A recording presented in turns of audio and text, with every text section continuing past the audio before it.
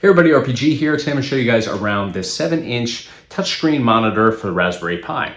So what this does is you actually install your Raspberry Pi inside of here. You can install a Raspberry Pi 2, 3, or 4, though I would recommend a Raspberry Pi 4. I think that's going to give you the best performance and the most capabilities, but the choice is yours as to which Raspberry Pi board you want to actually install in here. The housing's in the back here, so you install the Raspberry Pi back here.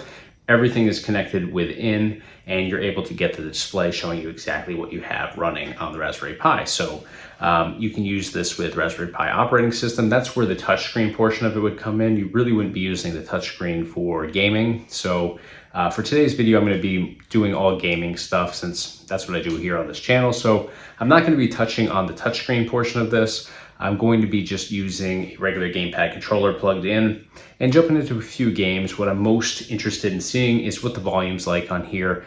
I think that's where a lot of all-in-one units usually have some issues with volume just not being great. I'm also looking for screen quality. I want to make sure that the resolution's good, make sure that everything is just performing top-notch on here for gaming. So I'm going to jump in here. I'm also going to show you guys first how to set this up. So this came from Amazon. The cool folks that are behind this product sent it to me. I was not paid to do a review or recommend this to you guys in any way. They just sent me the product and I thought, hey, this would be pretty cool to check out on here, show you guys exactly how to set it up and show you what it's all about. And if it's something that you're interested in, I'll put a link in the description below so you guys can check that out. But mostly just want to introduce this to you guys. So we're going to check this for performance, quality, all that good stuff. So let's jump into it. First and foremost, I'm going to show you guys how to set this up out of the box from Amazon.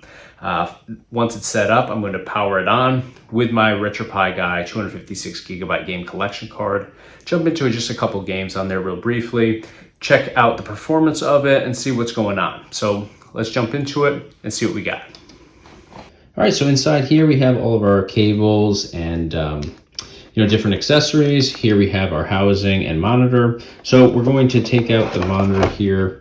I'm going to just set that aside and take out all this good stuff here. Just set all that aside as well. And we're going to get started with this. So I'm going to flip this over as my little workspace here. And we're going to put the monitor up here. So just looking at this, everything looks really nice on here. Pretty good size. So in order to get started here, I'm going to be doing this with a Raspberry Pi 4. So we're going to take off the back panel. You can see here there are 5 screws, and then if we lift up the kickstand here, there is a 6th screw here as well. So I'm going to use my mini screwdriver here. This has a magnetic tip to it, so it just makes this really easy. So all of those are out. We can just remove this. Now don't yank this because it's connected inside. You can see the cooling fan connects right here to the board inside here. So you can let it hang, just don't put any pressure on here. You don't want to risk doing any damage to the actual wiring. So the next thing that we need to do is we need to take out the side panel. This side panel just slides right out. You can see this is a solid side panel. And we need to grab the one that goes with the computer board that we're using. So I'm using a Pi 4. So you can see here, this one says Pi 4 on it. So we're going to just set that aside. Now for the Pi 4, you're also going to need the HDMI D board and the Type-C board here. So if you're using a Pi 4, these are the ones you want to use. If you're using a different version of the Raspberry Pi, then you're going to have to use the one that correlates to the computer board that you're choosing to use. So I'm going to grab my Raspberry Pi 4 here. This is a brand new computer board. And the first thing I'm going to do is I'm going to insert these into it. So here we have first the Type-C. So I'm just going to slide this in, just apply a little bit of pressure, and if you just kind of like rock back and forth, you'll hear it click into place. You definitely don't want to wrestle with it too much. So once we have our Type-C board in there, we're going to go and insert our HDMI D board in here. And this one's going to go right into the HDMI port directly next to the Type-C. So same deal, just line it up here. You can kind of rock it back and forth, applying a little pressure, and it'll click right into place. Same as the Type-C. So these go right here. Now, we're going to just lift up our side panel a little bit, poke the USB ports through there and the Ethernet port through there. You don't have to wrestle with it too much. Just make sure that you line it up and it'll go right into place. So you can see I'm lifting that up just a little bit to have a little bit more play in here. And we're going to just line up our HDMI D and Type-C with the piece that we need to connect to behind there. So if you just kind of get down here on the same level and just peek around the corner, you'll be able to see exactly where you need to line this up. Same thing with the Type-C now. I'm just going to line it up. You don't want to just be a bear and go in here and, apply a bunch of pressure. You want to make sure that you're lined up perfectly, because these pins on here on the actual board itself are super easy to bend and do damage to. So just feel along here, take a look on each side, make sure you're lined up, and you'll be able to feel that it actually pushes into place. So once it pushes into place, you can just firmly push down. Don't go crazy or anything like that, but a little bit of pressure on there. And the way that you can check and make sure that you're perfectly lined up is make sure that your holes line up with the posts behind there. In this case, they do. So I'm going to start installing the screws just to make sure that everything's locked into place. Same deal, I'm going to use this screwdriver that I had with the magnetic tip. Just speeds up the process. And with these posts on here, they actually have a little coating on them. So you have to apply a little bit of pressure with these screws just to poke through that coating.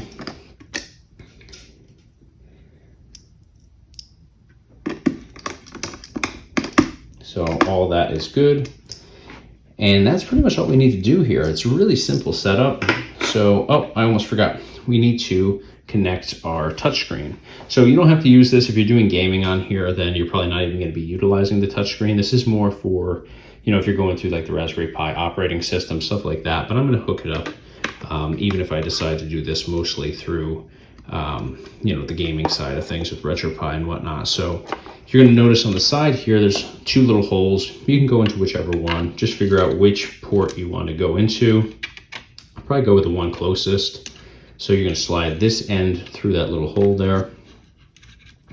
And first thing I'm going to do is I'm actually going to connect this to the board. So you'll see there's a little spot right here. Bring that in closer so you can see better right there. And we're going to just line this up.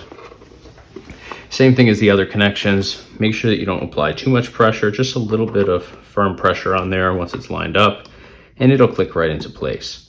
So that clicked right in there nicely. And now with this end, we can just loop it around and plug it into the USB port here. It doesn't matter which USB port you use. I'm just going with the closest one. I don't think it'll actually even reach these over here. Let me double check. Oh, no, it will. So you can go into the USB 3 or the regular. I'm going to go into the regular here.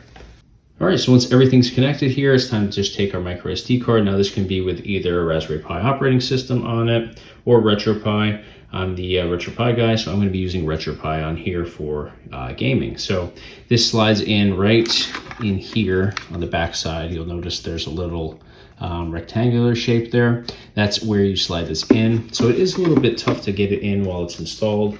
Might not be a bad idea to just pop those screws out, but I'm going to try to just reach around and install that. And boom, it's installed right there, slid right into place. So I'm good to go. I can put this back panel on and we'll power this on. So just gonna line this up and we'll start putting those screws in. All right, so now we got all the screws in. We're just gonna flip this over and we're gonna power this on. All right, so I just booted up my RetroPie Guy 256 gigabyte game collection card on here. So I have the power supply plugged into the side right here. Other end obviously goes into the power outlet to give this some juice. And then I just took my Super Nintendo wired gamepad controller here, which plugs in via USB port. I just plugged it into the USB port on the side here of the Raspberry Pi 4. So we're gonna jump into a game here. I just wanna test this out. Everything seems to be running really smooth. I just quickly mapped and set up the controller so I'm able to jump through my collections perfectly. I have a Super Nintendo gamepad controller in here, so let's jump into Super Nintendo and let's jump into Super Mario Kart.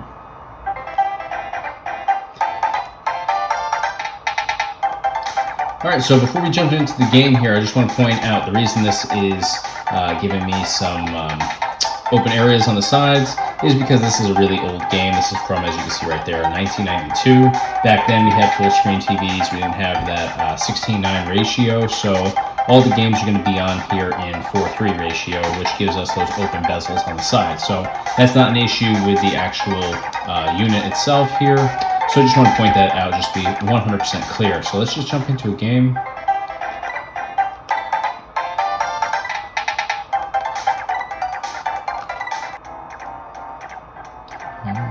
Let's do Mario. So bear with me here. I might not be any good at this game. I haven't played this in decades, literally.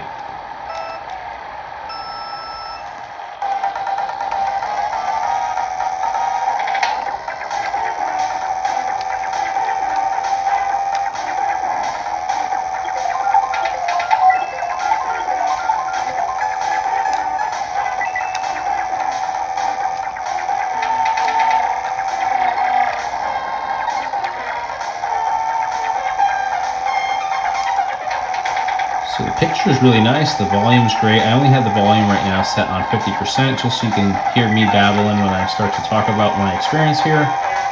But I did turn this on full volume and it does work really nicely. I don't recommend going to 100 though. It does seem to start to get a little bit to the point where it starts to make like the entire housing vibrate if you go really loud. But right here I'm at 50%. Everything's really smooth in terms of the volume and sound in general, so really happy with that.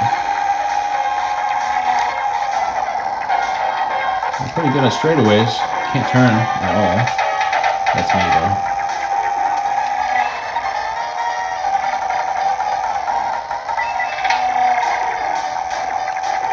I should have picked a game that I'm good at.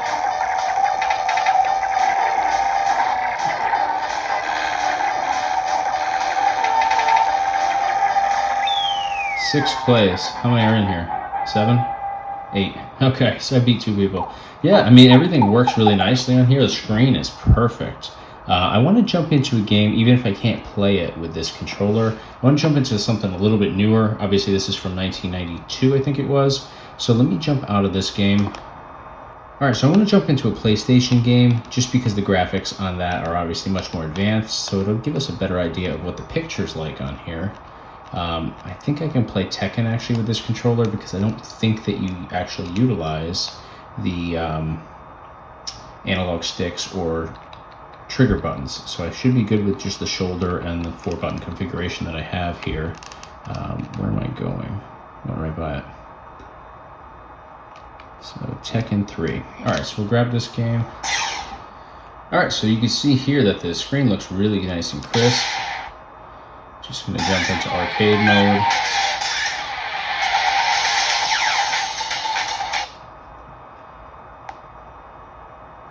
Audio is really nice too, just off of that couple seconds. So let's see if I can play this. Yeah, it's a little harder to jump and stuff, but I can get by. So the picture is really nice. I'm really happy with the quality here. Audio is good. Definitely a nice, fairly portable gaming setup here.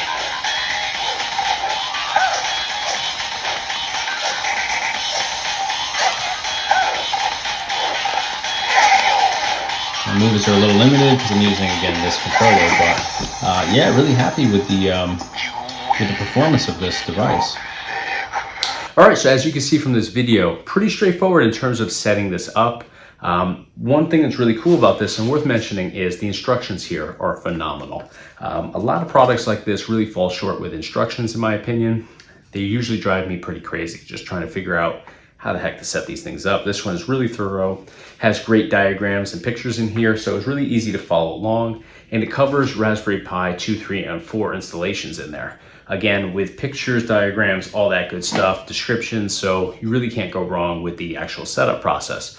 For this video today, it took a little bit longer just because I'm describing everything, but I'm confident that you can set this up for any of those Raspberry Pi versions in just a couple minutes, probably 10 to 15 minutes before you're actually jumping into games, if that's what you're doing, or jumping into the Raspberry Pi OS if you're going to be using this as a tablet or desktop computer sort of setup. So now in terms of the setup, really easy, like I said. Don't think that there's really any errors or issues whatsoever in there. Now in terms of the performance here, once I power this on, as you can see from the video, I jumped into just 2 games. I just kind of wanted to test out older games as well as the later retro gaming collections that would be possible on RetroPie with a Raspberry Pi 4 inside. So really happy with the quality of everything. Audio is great, volume control really great. Everything is external on here, which is really cool. You can go through the settings and you don't have to like back out to your main menu in RetroPie if that's what you're using this with. You can do everything just from going through the menus up here at the top of the screen. Really enjoy that. I think that's really a great feature because a lot of other systems that I've seen, you have to kind of tweak the volume and brightness and all that stuff from the main menu. So here you don't have to do that. Everything's external on the top, easy to access. Really happy with that. Other really cool feature, we have some ports on the side here. If you're looking to give this to your kids to play with for a little while and you want peace and quiet, got the audio jack right here. They just plug right into that. Good to go, right to the headphones. Really cool function and feature there. You have HDMI here. We have Type-C right here. And then of course our power supply on the side. So those are really nice external functions to have. The other thing is the size of the screen. It's only 7 inches, but it felt much bigger. I mean, I'm working on a desk here, just doing this demo process. I wasn't far from it or anything. I don't think anybody that gets this is going to be far from it. The whole purpose of this is to sit it right in front of you and play along or do work from it, whatever you're looking to use it for. So I have used the 10.1 inch version. I've done a video on that as well. Don't really see a whole lot of difference in all honesty. I mean, obviously there's the 10.1 is obviously 3.1 inches larger, but being this close to it, I think it's a really great deal. And obviously it's much cheaper to get the 7 inch. So that would be a reason to go that route if you wanted. I like that this is compact. The 10.1 inch one was just a little bit larger, a little bit clunkier. This one I could hold just like this. So if I'm watching a video or something like that with this, if I'm just thinking of what you'd be doing with the Raspberry Pi operating system, if you're reading a document, anything like that, it's really easy to just pick this up and kind of, be able to go through the touchscreen portion of this. Again, I didn't do that in this video, but that would be really a cool function to use with this, just kind of scrolling like that.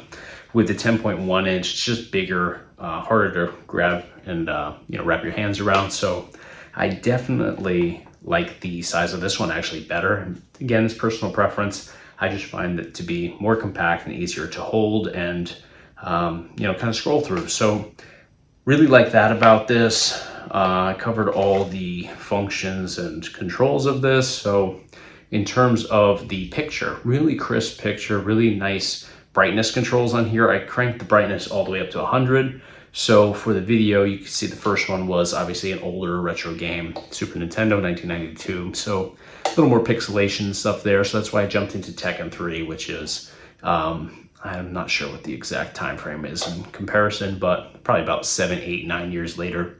I think it was like 98 when that came out, if I'm not mistaken. But obviously much newer in terms of retro gaming. So everything ran really nicely there. Great picture, great sound. Could not be happier with this product. So I definitely would recommend it.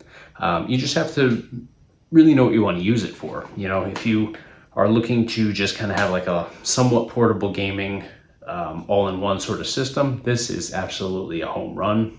So the only issue I really have with this is it's just a little bit hard to get to the micro SD card inside. You have to take the back housing off. And, it's tough to get around that Raspberry Pi board. So you probably have to loosen that up, if not just taking out the 4 screws and popping it out to swap out the card. Not a huge deal. Once you get used to doing all that, you can do it in under 2 minutes. But a little bit inconvenient there. But other than that, everything is a home run across the board here. So I highly recommend this. Definitely check it out. Again, I'm going to put a link in the description below so you can check this out on Amazon. Special thanks to the folks behind this product that definitely sent it out to me and let me do this video and test this out. I really enjoyed it and I definitely would recommend it to you guys. So at least check it out. Might not be for you depending on what your needs are, but again, check the link, check them out. They're really doing a phenomenal job with these products. Looking forward to seeing more stuff from them. So you know the drill. If you enjoyed the video, smash the like button for me. Be sure to subscribe to our YouTube channel. We do a whole bunch of different videos, product reviews, gameplay demos, tutorials, all kinds of cool stuff based around retro gaming. And of course, check us out online on our website, www.retropieguy.com. Thanks for watching.